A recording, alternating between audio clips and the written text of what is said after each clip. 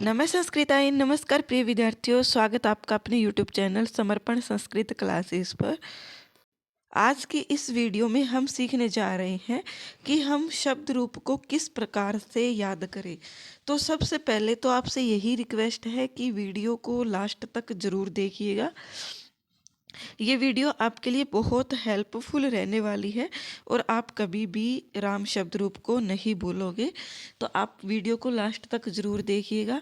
अब हम जानते हैं आप सभी के बार बार कमेंट्स आते रहते हैं कि हम शब्द रूप को किस प्रकार से याद करें। तो आज की क्लास में हम अकारांत शब्द रूप को पढ़ेंगे कि अकारांत शब्द रूप जो है उसको हम किस प्रकार से याद रखें। अकारांत शब्द रूप, अब आप बोलोगे कि मैम अकारांत शब्द रूप क्या होते हैं। तो अकारांत शब्द रूप होते हैं प्रिय विद्यार्थियों, जो शब्द क्या होता है, जो शब्द के अंतिम में ए हो।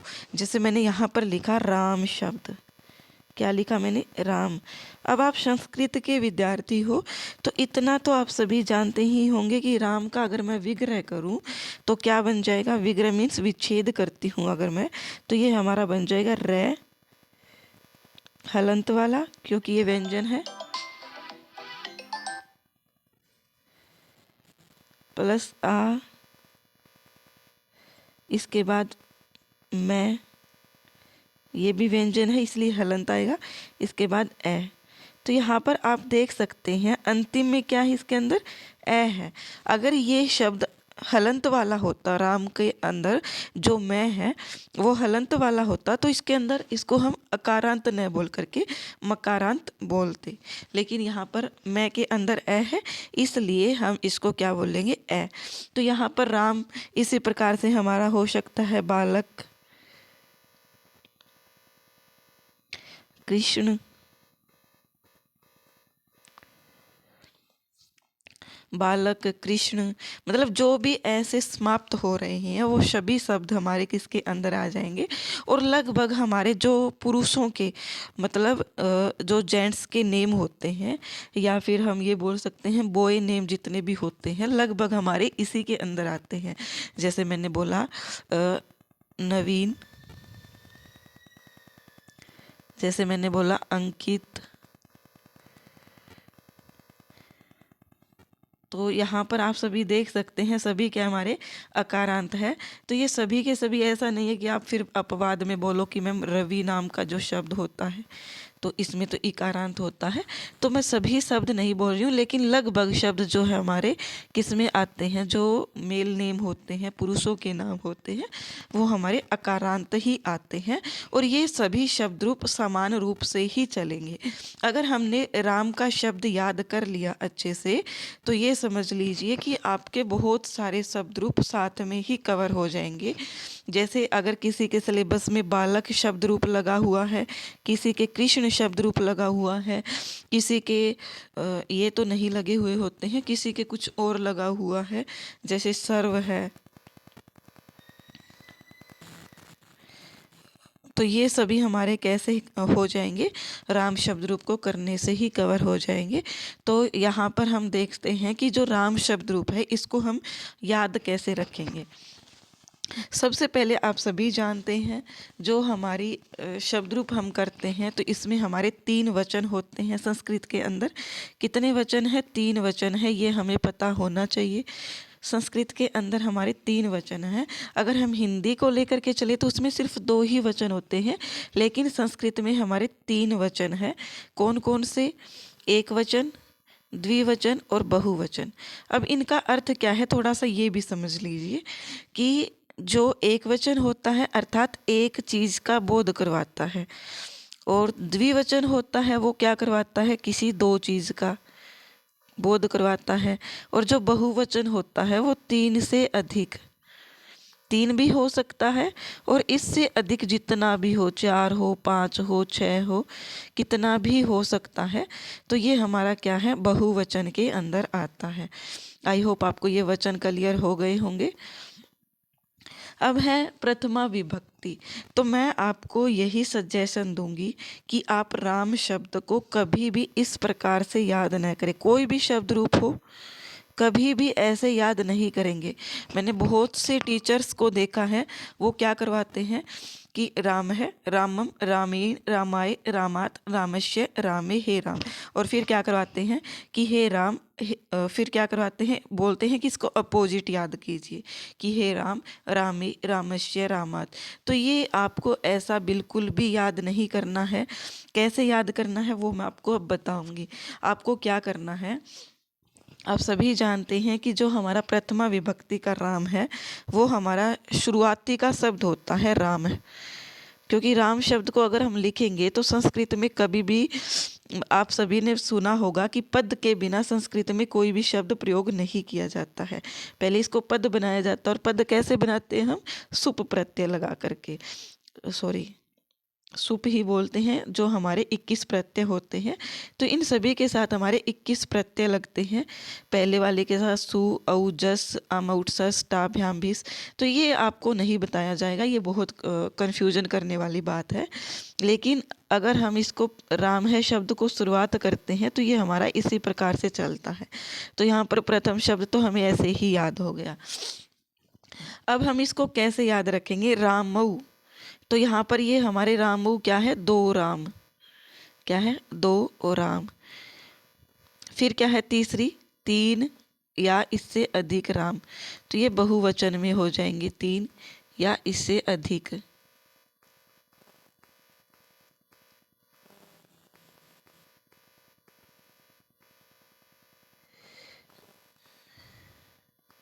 अर्थात बहुवचन में दिया गया है।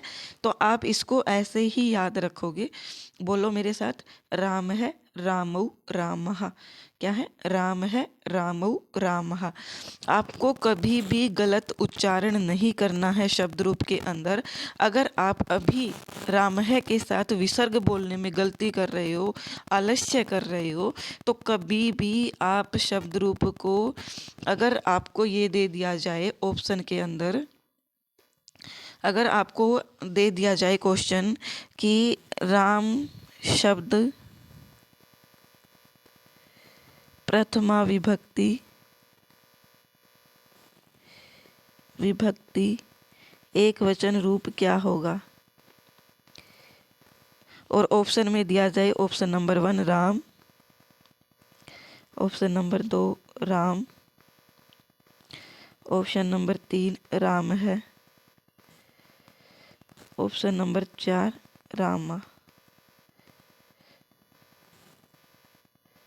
तो आप क्या बड़ी गलती कर दोगे, आप देखोगे कि राम शब्द यहाँ पर लिखा हुआ है और सेम राम यहाँ पर उतार के आ जाओगे, जो कि सरासर हमारा क्या हो जाएगा, गलत।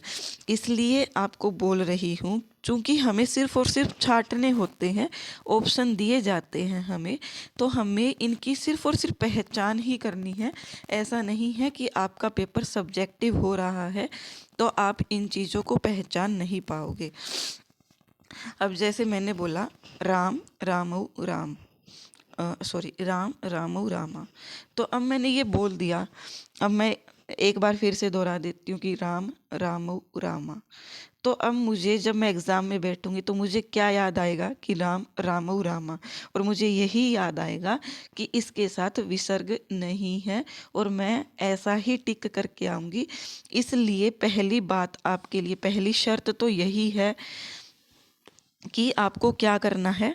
मैं आपको पॉइंट टू पॉइंट नोट करवाती रहती हूँ, चलती हूँ कि पहली बात, पहली कंडीशन क्या है आपको याद करने की, कि आपको कभी भी ऐसे सीक्वेंस में इनको याद नहीं करना है, ऐसे याद नहीं करना है, इनको कभी भी नहीं करना है। तो यहाँ पर पहली शर्त हमारी ये हो गई, और दूसरी शर्त मैं लिख देती हूँ, ये पहली शर्त लिखी नहीं जाएगी। दूसरी शर्त ये है हमारी कि उच्चारण शुद्ध करे। क्या करे, उच्चारण शुद्ध करे। अगर आप उच्चारण ही गलत कर रहे हैं तो कोई भी माई का लाल आपके शब्द रूप को सही नहीं कर सकता है। तो यहाँ पर मैंने पढ़ा प्रथमा विभक्ति का एक वचन क्या रूप बनता है, राम है, रामऊ, रामः। क्या बोला कि राम है, रामऊ, रामः। इसके बाद द्वितीया में क्या बन जाएगा हमारा, रामम। क्या बनेगा, रामम द्वितीया। तो ये सभी जानते हैं कि जो हमारी द्वितीय विभक्ति होती है उसके अंदर लगभग हमें शब्द देखने को मिलेगा, ऐसा बन जाएगा। जैसे यहाँ पर तो मैं नीचे लगा हुआ है, लेकिन हम इसको इस प्रकार से भी तो लिख सकते हैं अगर आगे अनुस्वार हो तो। लेकिन आपको पूछा ऐसा ही जाएगा, क्योंकि आपको कोई वाक्य में प्रयुक्त नहीं दिया जाएगा, ऐसे ही दिया जाएगा। तो यहाँ पर सभी जानते हैं द्वितीय विभक्ति में हमारी यही लगती है, मकारांत लग जाता है। तो द्वितीय में क्या बन जाएगा हमारा, रामम। द्विवचन हमारा बिल्कुल सेम है, रामु। फिर हमारा बन जाएगा रामः की जगह क्या बन जाएगा, रामान। क्या बन जाएगा, रामान। तृतीया के अंदर फिर हम करेंगे रामेण, रामाभ्याम, रामही। क्या है तृतीया के अंदर, रामेण, रामाभ्याम, रामही। तो यहाँ पर जब भी आप अकारांत पुल्लिंग देखोगे, अकारांत पुल्लिंग के अंदर क्या होगा, जो हमारा तृतीया विभक्ति होगी उसमें कैसे रूप बनेगा, तो उसमें इसी प्रकार से देखने को मिलेगा। रामेण है जैसे, इसी प्रकार से अगर मैं बोल लूँ तो बालकेन हो जाएगा।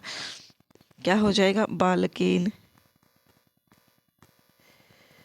या फिर मैं अगर कृष्ण को लेकर के चलूँ तो कृष्णेन बन जाएगा, कृष्णेन।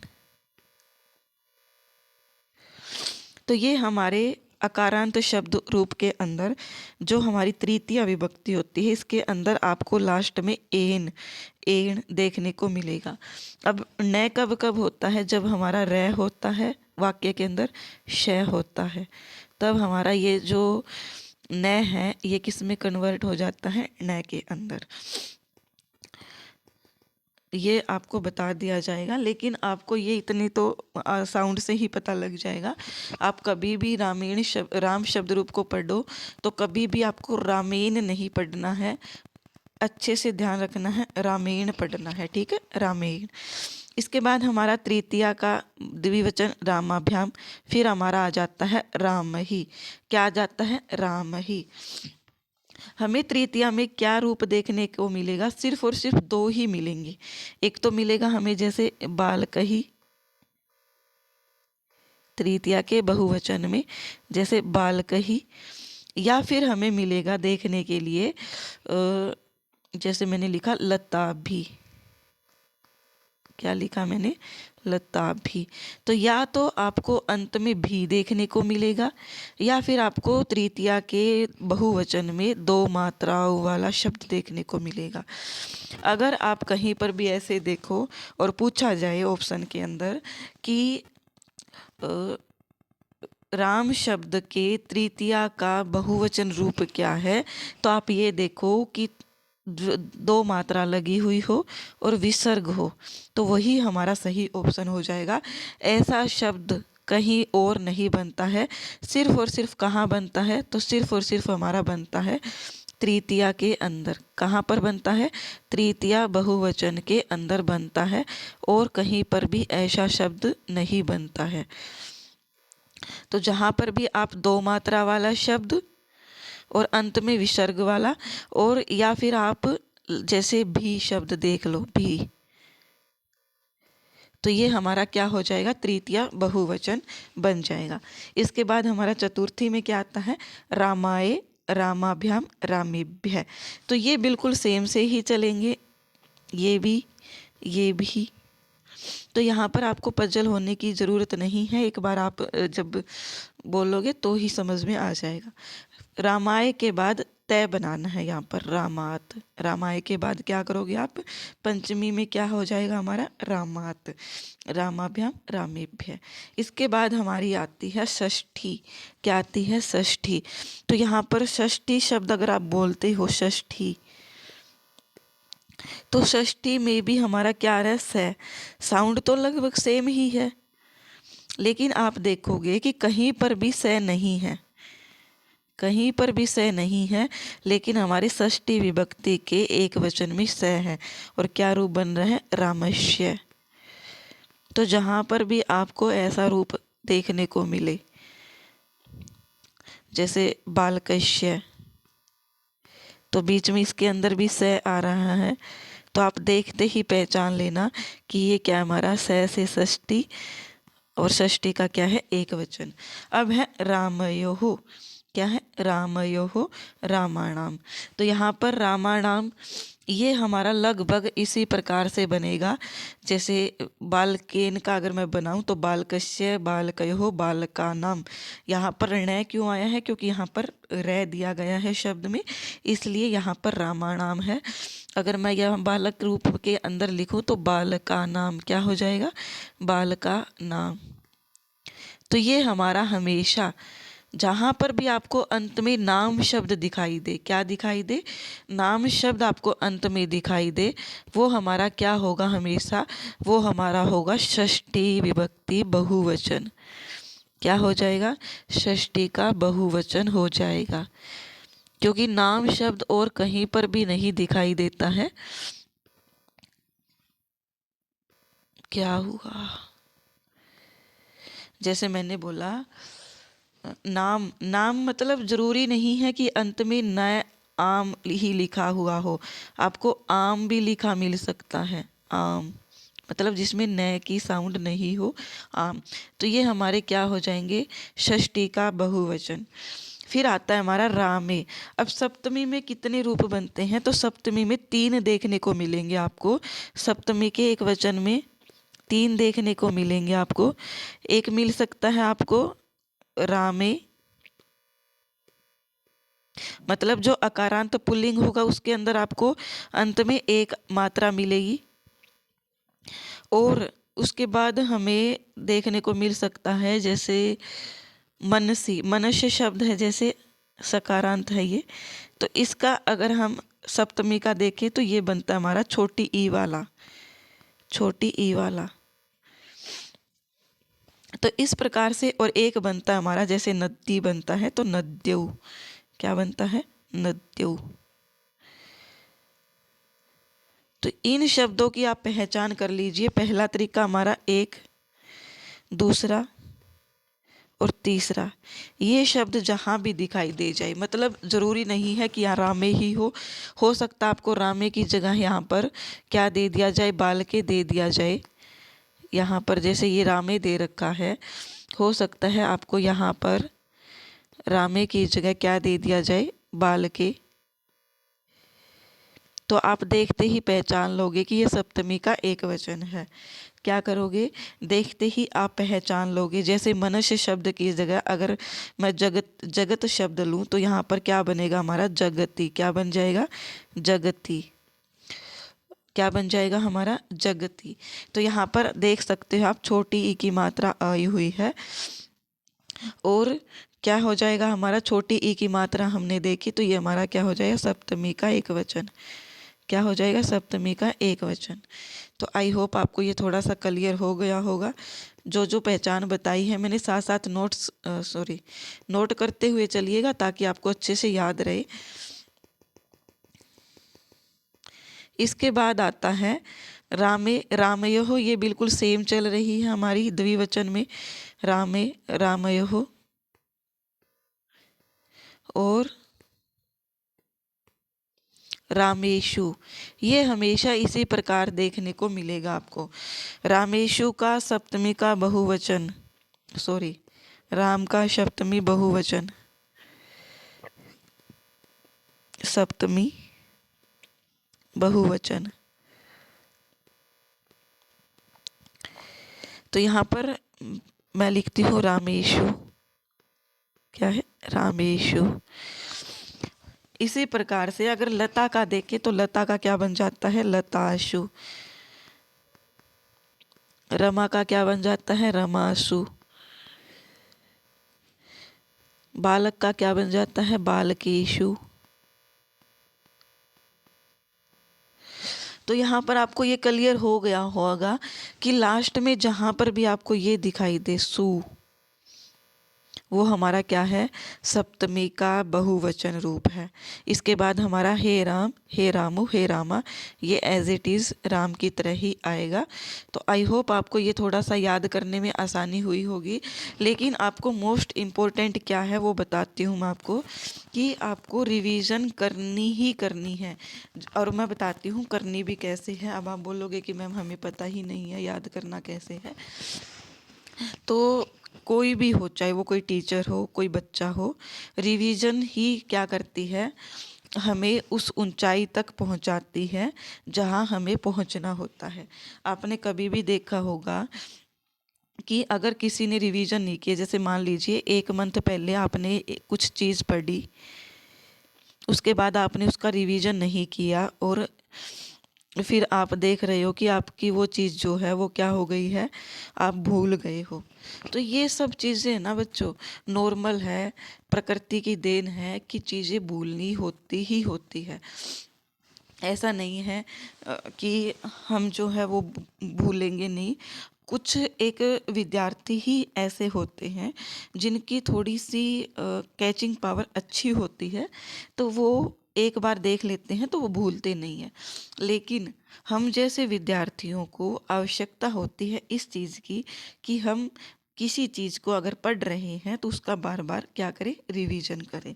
अब जैसे मैं जब सच्ची बताऊं तो मैं ना, जब मैं एमए क्लास में थी तब मुझे राम का शब्द रूप भी नहीं आता था। लेकिन मैंने एडमिशन लिया, उसके बाद मैंने देखा कि मेरा लेवल है क्या, मैं कहाँ पर बिलोंग कर रही हूँ। और मैंने धीरे धीरे धीरे धीरे राम शब्द रूप को सीखा।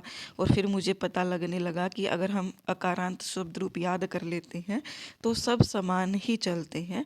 तो धीरे धीरे धीरे धीरे करते करते एक आध बार मैंने लिख के भी देखा, इनको ऐसा नहीं है। लेकिन आपको करना क्या है कि जैसे आपने राम शब्द, अब आप बोलोगे कि मैम इतने इतने शब्द रूप होते हैं, याद कैसे रखें। तो आपको जैसे शब्द रूप ज़्यादा नहीं होते बच्चों, ये देखो जैसे हो गया हमारा अकारांत, तो अकारांत का आप एक याद कर लो, बाकी सब तो अपने आप ही याद हो जाएंगे। दूसरा जैसे हमारा आकारांत, आकारांत जो हमारे स्त्रीलिंग होते हैं, तो अगर आप ये याद कर लेते हो अकारांत में, जैसे लता का अगर आपने कर लिया तो रमा का ऑटोमेटिक आपके साथ हो जाएगा।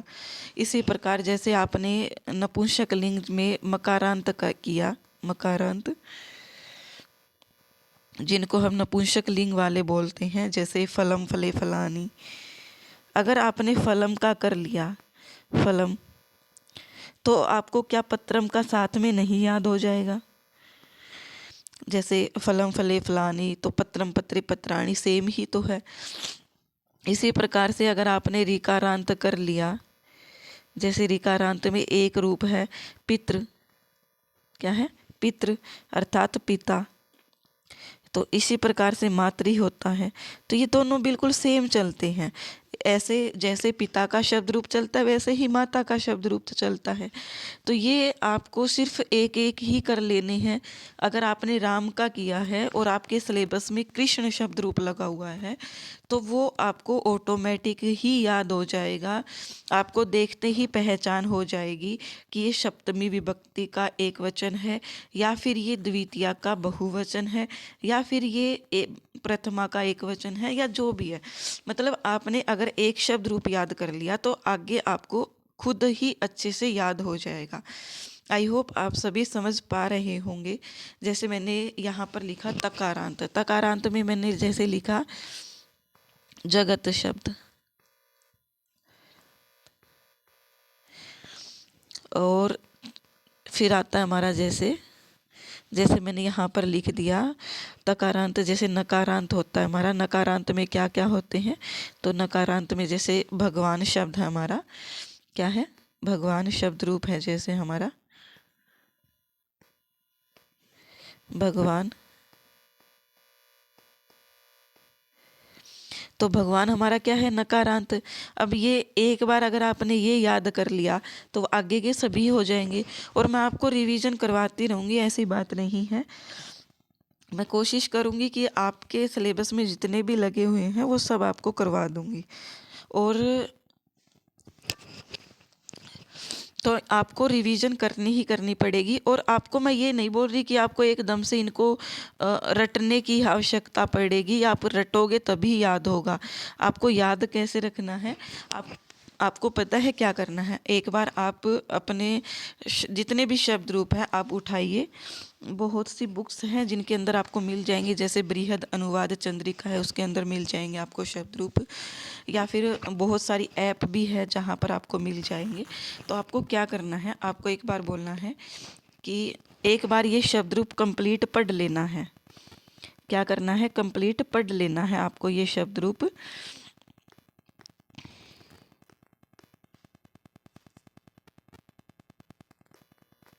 ये शब्द रूप आपको कंप्लीट पढ़ लेना है। जैसे मेरे साथ बोलो, राम है रामौ रामः, रामम रामौ रामान, रामेण रामाभ्याम रामहि।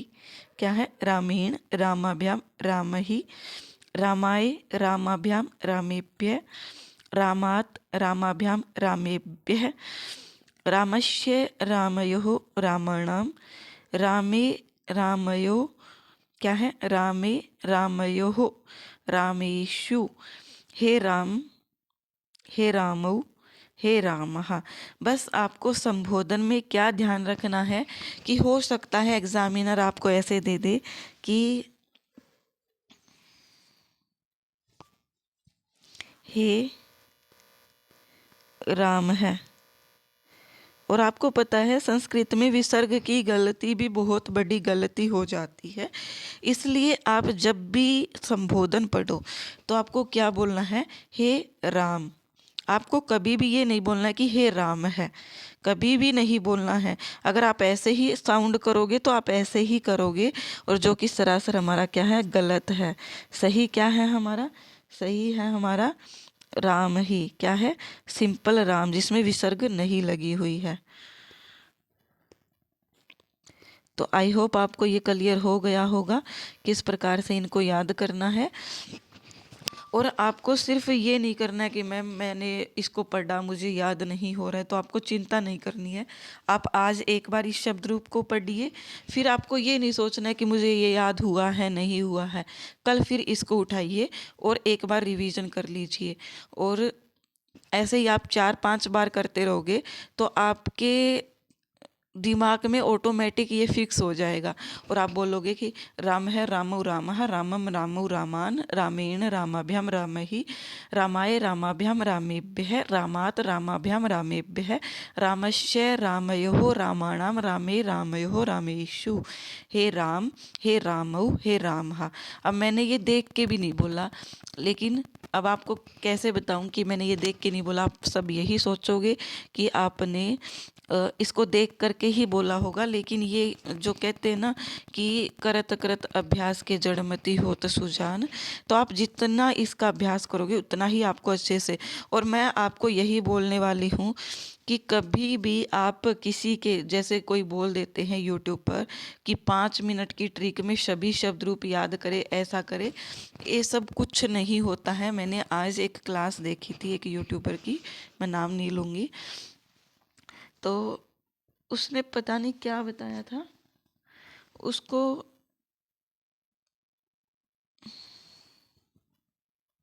बोला तो था कुछ ऐसा जो उसको खुद नहीं पता था, वो उसने सिर्फ और सिर्फ ट्रिक पर फोकस कर रखा था।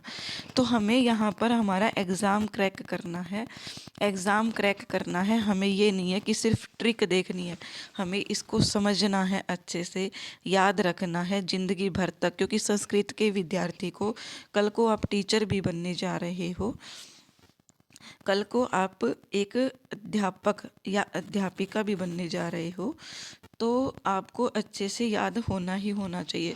हो सकता है कि आप पढ़ा रहे हो क्लास में और अचानक से कोई बड़े टीचर या कोई बाहर से कोई आ जाए और आपको बोले कि राम का शब्द रूप बताइए। जैसे बहुत से आपने वीडियोस देखी होगी, तो उसमें मैंने भी देखा बहुत बार कि टीचर्स को यही नहीं पता होता कि राम की द्वितीया का एक वचन क्या होता है। तो मैं नहीं चाहती कि मेरे जो भी विद्यार्थी हैं वो मतलब ऐसी बेइज्जती करवाई अपनी। तो मुझे लगता है कि हमें शब्द रूप, संस्कृत के विद्यार्थी हैं तो हमें शब्द रूप, धातु रूप इनका ज्ञान अच्छे से होना ही होना चाहिए। तो मैं आशा करती हूँ कि आपको ये क्लास समझ में आई होगी। मुझे नहीं अच्छा लगा कि आपको मैं ये बोलूँ कि सिर्फ 5 मिनट में हम इसको कर लेंगे या कर लेंगे। मैं सिर्फ यही चाहती हूँ कि आपको अच्छे से समझ में आए। तो प्लीज़ आप मुझे कमेंट करके बताइएगा। अब आप बोलोगे कि मैम चलिए मैं आगे भी बता देती हूँ। आप बोलोगे कि मैम आपने सिर्फ राम राम का बताया लेकिन कोई और शब्द रूप नहीं दिखाया हमें। तो मैं एक बार देख लेती हूँ। मेरे फ़ोन में मुझे कोई और शब्द रूप नहीं मिला, लेकिन मैंने साथ में आपको कृष्ण शब्द रूप और ये भी साथ में बताते हुए मैं चली हूँ बालक।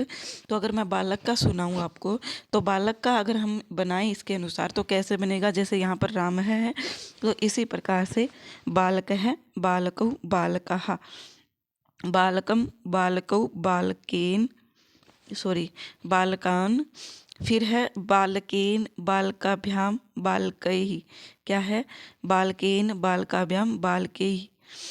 और फिर आता है हमारा बालकाय बालकाभ्याम बालकेभ्यः, बालकात् बालकाभ्याम बालकेभ्यः, बालकस्य बालकयोः, क्या है, बालकस्य बालकयोः बालकानां, बालके बालकयोः बालकेषु, हे बालक हे बालकौ हे बालकः। तो इस प्रकार से हमारा बनता है। जो भी हमारा अकारांत शब्द रूप होगा वो इसी प्रकार से बनेगा। तो यहाँ पर आज की क्लास में हम अकारांत ही देखेंगे। कल मैं आपको आगे वाले शब्द रूप करवा दूंगी, इकारांत आकारांत या कुछ भी। तो आई होप आपको क्लास अच्छी लगी होगी। कमेंट करके ज़रूर बताइएगा, क्योंकि आपका कमेंट मेरे लिए मोटिवेशन का काम करेगा। अगर आपको क्लास अच्छी नहीं लगेगी तो फिर मैं ये सोचूंगी कि आपको समझ नहीं आया और फिर मुझे डीमोटिवेशन हो जाता है आपको कुछ ना करवाने के लिए। इसलिए प्लीज़ कमेंट करके बताइएगा। धन्यवाद, बने रहिए हमारे साथ इसी प्रकार से।